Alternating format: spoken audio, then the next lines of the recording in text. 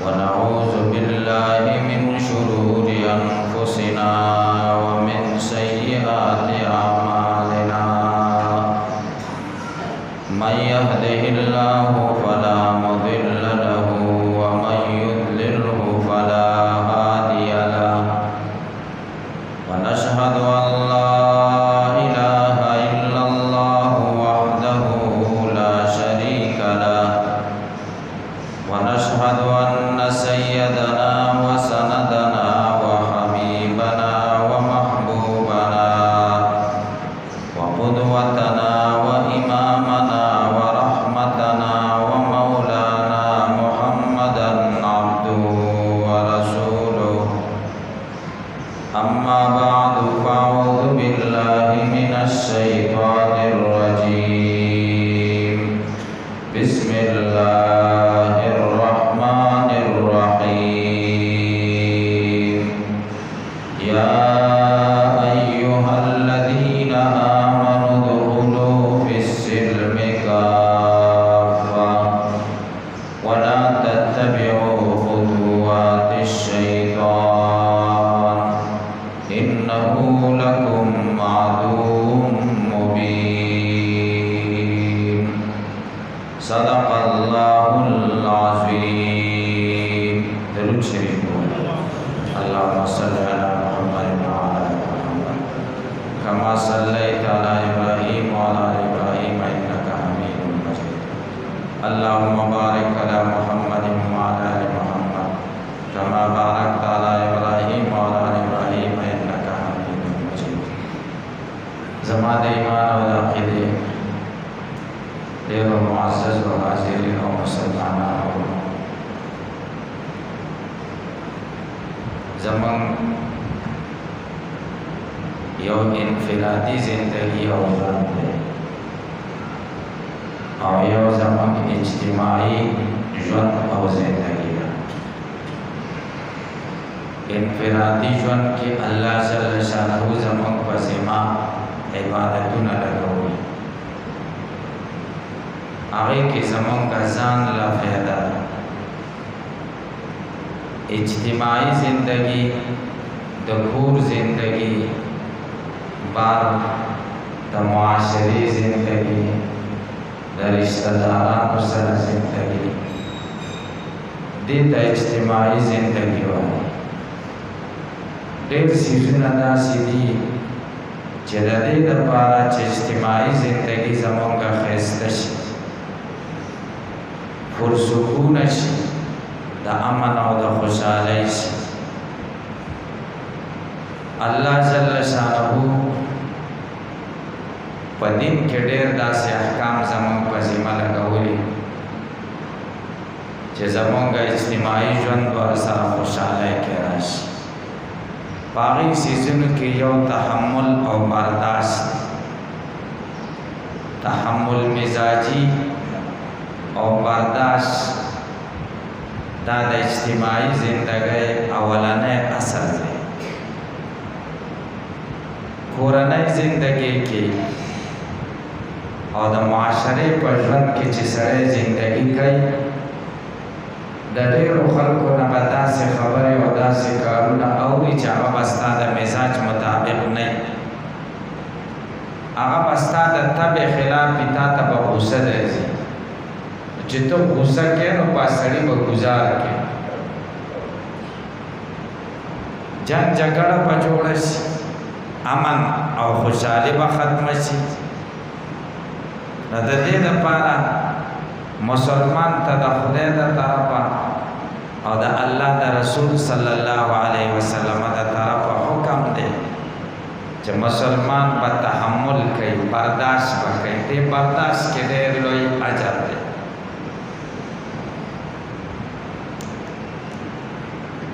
بیا نبی کریم صلی الله علیه وسلم الله را لېږلی دی. نبی کریم صلی الله علیه وسلم په تمام انسانیت کې او په ټولو پیغمبرانو کې د خدای خوښ شخصیت، په انسانیت کې او په پیغمبرانو کې خدای ته بل محبوب د رسول الله صلی الله علیه وسلم نه وړاندې څوک نشته. ټولو کې زیات محبوب نبی کریم صلی الله علیه وسلم.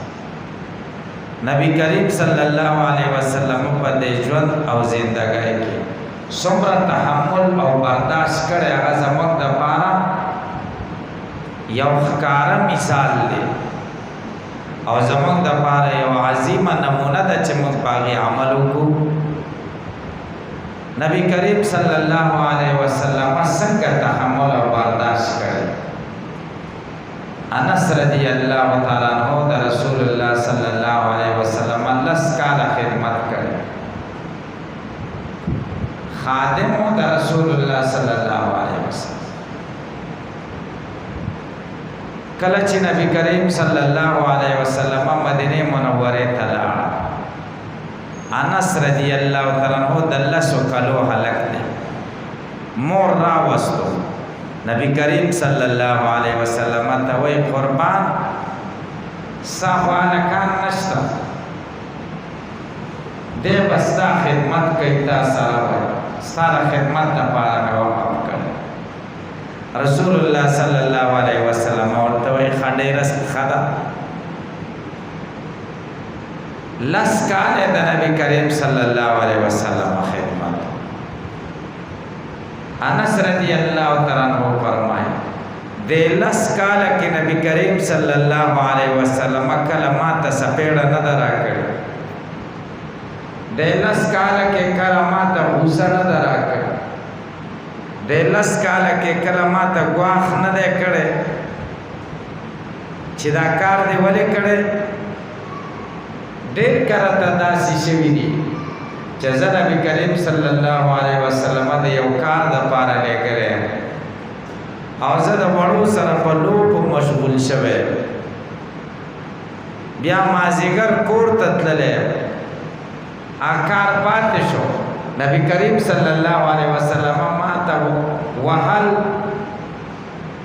او یا غوسه نه ده کړې چې دا کار دی ولې ونه کوه، ته په لوبو شوې کار پاتې شو. داسې نه دې ته کریمانه اخلاق وایي. مدینه منوره کې یو ځوان نوجوان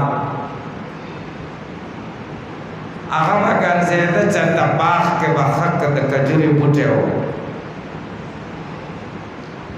ښه میوه به یې نیولې وه، هغې ته به ور وختو، کجورې به یې ترې راکټ کړې. هلته عام تعامل دا و چې د بوټو نه لاندې کجورې را پرېوتي او هغه څوک واخلي نو خیر دی، او بوټي کې چې نښتي هغه به نه د مالک د اجازت نه بغیر نه راوځي، او دی به بغیر د اجازت نه ورخاطو. یو ځل د یو باغ مالک دی ونیو او رسول الله صلی الله علیه وسلم ته پیش دی وایي زه ډېر خفه وم چې اوس به رانه لاس غوڅوي او که څه به راسره کوي غلا کې نیول شوی. وای نبی کریم صلی الله علیه وسلم ته پیش کړم، وای نبی کریم صلی الله علیه وسلم د شفقت نه ډک لاس زما په سر کېښود. وای چې لاس یې څنګه زما په سر کېښود، نیمه ویره خو مې ختمه شوه چې زه کار وشو. بیا یې راتل بچیه ولې داسې کې؟ وای ما ورته چې قربان لوږه راته ولګېږي دا کار کوم، پخوا خو غربت زیات و، وږی شم نو څه وکړم. وای نبی کریم صلی الله علیه وسلم راته چې بچیه داسې مه کوه، کمې کجورې چې د ونو نه د بوټو نه را پرېوتي هغه اخله، او چې کمې وي ونه کې نو هغه مه راکټ کوه، د اجازت نه وایه.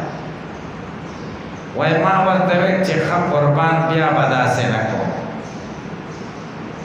وای رسول الله صلی الله علیه وسلم راته دعا وکړه چې خدایه د ده فقر ختم کړي او خدایه د ده لوږه ختمه کړي. او ما ته چې ځه سړي ته بیا به داسې نه کوي. وای د نبی کریم صلی الله علیه وسلم د دې دعا څه عجیب شان برکت و. د هغې نه وروسته نه فقیر شوی یم او زړه مې داسې یخ شه چې بل چا څیز ته مې سره زړه نه دی شوی، د بل چا ښه خوراک ته، د بل چا د خوراکي هر څیز ته زما زړه نه دی شوی، ځکه نبي کریم صلی الله علیه وسلم راته دعا کړې وه چې خدای لوږې ختمه کړي او خدای فقر یې ختم. دا د رسول الله صلی الله علیه وسلم تحمل او برداشت. که مونږ ته داسې خل راوړو چې څپلۍ پټې کړي دي جومات، تاسو څه خیال دی مونږ او تاسو به ورسره څه وکړو؟ هر سړی به یو ثواب دپاره یوه څپېړه ورکوي، او چې راشي او نصیحت ورته وکړو چې دا د غلط کار کړی داسې څوک کوي، د هغه د هدایت ذریعه به وګرځي. د رسول الله صلی الله علیه وسلم تحمل او برداشت دا مثالي وګورئ. یو ځلې د نبی کریم صلی الله علیه وسلم د وینو تږي د نبی کریم صلی الله علیه وسلم د سر دشمنان د مکې مشرکان هغه باندې لوږه او تنده راغله، قحطي پرې راغله. نبی کریم صلی الله علیه وسلم مدینه کې او دا قحطي پې څنګه راغله؟ مکه مکرمه کې خو غله نه کېږي، غله د بار نه راځي،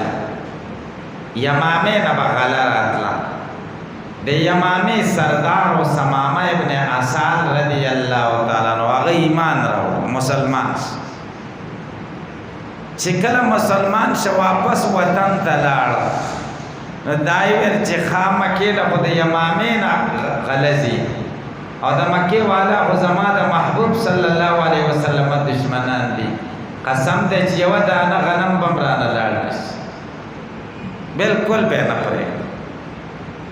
سخته لوږه راغله، مکې والا ډېر پریشان چې څه وکړو. یو هوښیار سړی ورته وویلې چې یو وفد به ولیږو رسول الله صلی الله علیه وسلم ته ګورې دشمنان دي، خدا یقین ده چې هغه زړه کې نرمي شته، هغه موږ سره شفقت تحمل او برداشت کوي، دی په یقین. او دې ته نه کتل چې دا څنګه مدینې ته ولې تللی، زموږ د ظلمونو د وجې نه، زموږ د زور زیاتي د وجې نه مدینې منورې ته د مجبورۍ نه هجرت وکړ. دا ډله لاړه مدینې منورې ته. رسول الله صلی الله علیه وسلم ته وایي تا ته مونږ یو پیشکش او یو عرض راوړی. هغې وایي څه؟ وایي خبره دا ده چې یمامې نه به غله راتله، غله اوس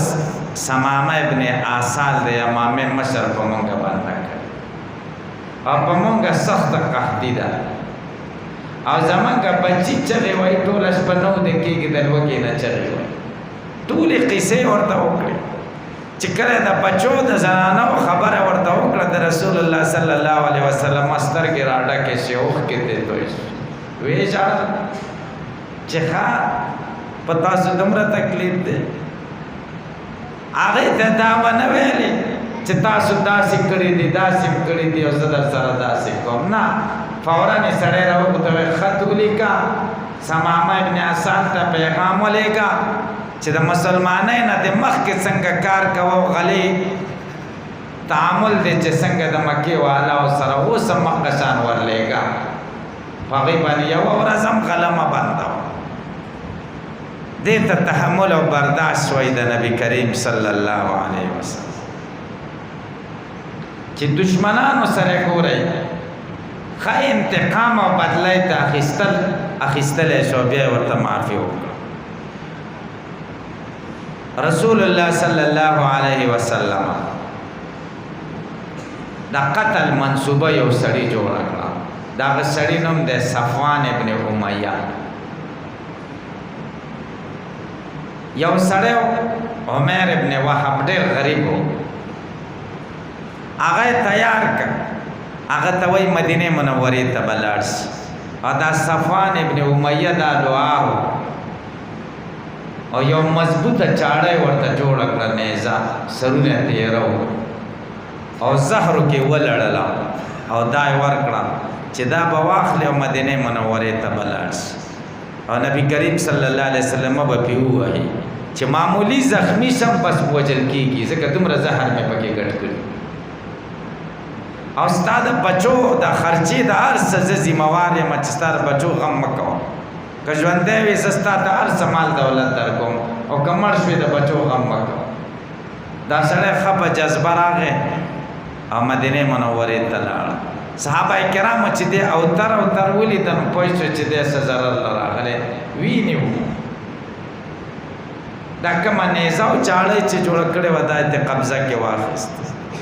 رسول الله صلی الله علیه وسلم ته پیش رسول الله صلی الله علیه وسلم ورته وایي ولې دې داسې کول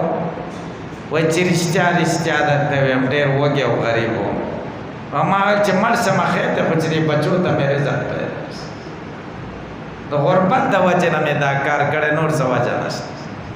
رسول الله صلی الله علیه وسلم کار کړی نور څه وجه نشته رسول الله صلی الله علیه وسلم ورته ایزا بستا آزاد شوی صدر ته نه ویم خیر ګورئ د سر قاتل ته وایي زه تا ته مې هېڅ خبره نشته خوشې مکه فتح شوه څه وخت وروسته صفوان ابن امیه دی خو مکه مکرمه کې دی وتښتېده چې ما خو پرېږدي نه سرمن به رانه وباسي ځکه ما سړی ورلېږلی و د قتل لپاره عمیر ابن وهب هغه سړی راغی او نبي علیه السلام په لاس کې لاس ورکړ او کلمه یې ویلې مسلمان و نبي علیه السلام ورته وایي صفوان څه شوی خو تښتېدلی دی او قربان که امن ورکړي او دا ذمهواري وکړي چې څه به ورته نه وایي نو زه یې راواپس کوم وایي زه امن دی ورته رادي چې هېڅ هم نشته وایي هغه به زما خبره ونه مني څه نښه راکړه چې دا نښه ځان سره ویسم چې دا نښه یې راکړه رسول الله صلی الله علیه وسلم د سر نه پټکی راکوز کړو دا پټکی یې ورکړ د نبی کریم صلی الله علیه وسلم د سر قاتل دی ګورئ پټکی ورکړه چې دا به ورته وښایي چې دا یې نښه راکړې چې څه درته نه ویل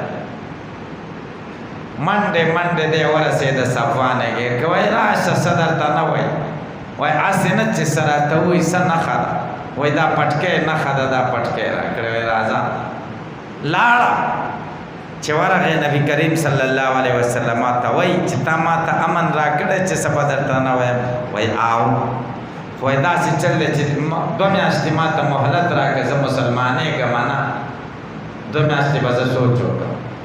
رسول الله صلی الله علیه وسلم ورته 4 میاشتې مې ټیم درکړ که مسلمانېږې مسلمان شو که نه یې خپله خوښه دی دا خو ما امن درکړی څه درته نه وایم 4 میاشتې کې ایمان د هغه زړه ته داسې کوز شو چې رګ یې مسلمان شو او رګ یې د رسول الله صلی الله علیه وسلم د محبت نه ډک شو دا د رسول الله صلی الله علیه وسلم کریمانه اخلاق عثمان یو صحابي و او د سره به د کعبې چابیانې نبی کریم صلی الله علیه وسلم مدینه منورې ته هجرت کاوه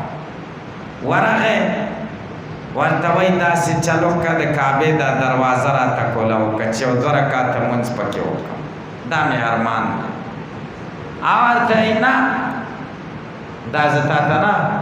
کولاوم تا پلار نیکه دین پرېښی رسول الله صلی الله علیه وسلم ورته وایي عثمانه داسې ورځ به راشي چې ستا به خالي لاسونه یې او زما په لاس کې به د کعبې چابیانې زه به په هغه ځای ولاړ یم نن چې به کوم ځای ته ولاړ یې او ته به په هغه ځای ولاړ یې چې نن زه ولاړ یم زه تا ته سوال کوم سبا به په دې ځای ته ولاړ یې داسې ورځ را روانه او ورته وایي زه رادې شي بیا به ګورو مکه مکرمه فتح شو رسول الله صلی الله علیه وسلم فاتح ننوتو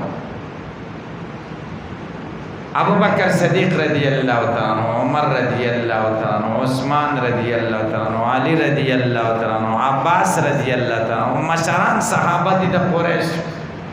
د هر یو دا خواهش دی چې د کعبې چابي به مال راکړي دا عزت په زما په نصیب وي چې کعبه خلاصوم او بندوم د خدای کو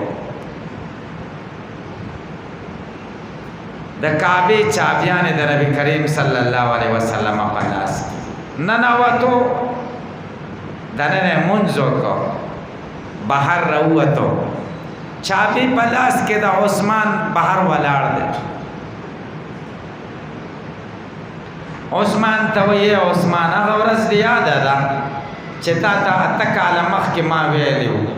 چې داسې ورځ به راځي چې ستا لاسونه به خالي او زما لاسونو کې به چابي یعنې دغه ورځ راتله که دویم ما درته ویلي و چې زه به په هغه ځای ولاړ یم چې پې ته ولاړ او ته به په هغه ځای ولاړ یې چې زه په دغه ځای زه ولاړ وم ته ولاړ یې که نه هغه ورته همداسې ده ورسول الله صلی الله علیه وسلم ورته عثمان راشه زه داسې نه کوم لکه تا چې څنګه کړي وو دا چابي واخله دا ستا شوه کعبه به ته کولاوې چې هر څوک راځي ستا خوښه ده چاله کولاوې او چاله او تر قیامته پورې به ستا نسب کې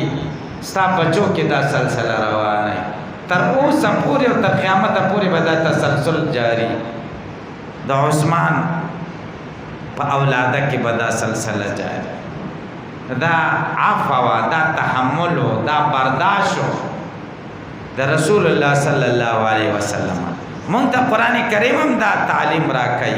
ادفع بالتي هي احسن څوک در سره زیاته او کې دفع کا په هغه طریقې چې هغه ډېره ښایسته ده رسول الله صلی الله علیه وسلم باندې ویني را روان دي د غزوه احد کې غاښونه راوتی دي مخې د وینو نه ډک اداوی کیف یفلح قوم خذبوا وجه نبیهم بالدماء وهو يدعوهم الى الاسلام هغه خلک به څنګه کامیاب شي چې د خپل پیغمبر مخې په وینو لړلې دی او د پیغمبر ګناه دا ده چې اسلام او جنت ته رابلي چا ورته چې قربان خیره ورته وکړه چې تباه شي رسول الله صلی الله علیه وسلم ورته نه اللهم اهدي قومي فانهم لا يعلمون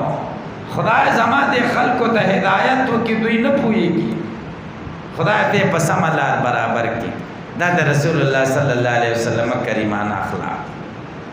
خیسته اخلاق تحمل برداشت امت ته دا تعلیم ده چې تاسو تحمل او برداشت تاسو ځان کې پیدا کړئ الله تعالی دې تحمل او برداشت موږ تاسو زړونو کې پیدا کړي نو معاشره به صحیح شي جنگ جګړې به ورکې شي د امن او د خوشحالۍ زندگی بشي الله تعالی دې ما تاسو ته عمل کولو توفیق را نصیب کړي درود شریف الله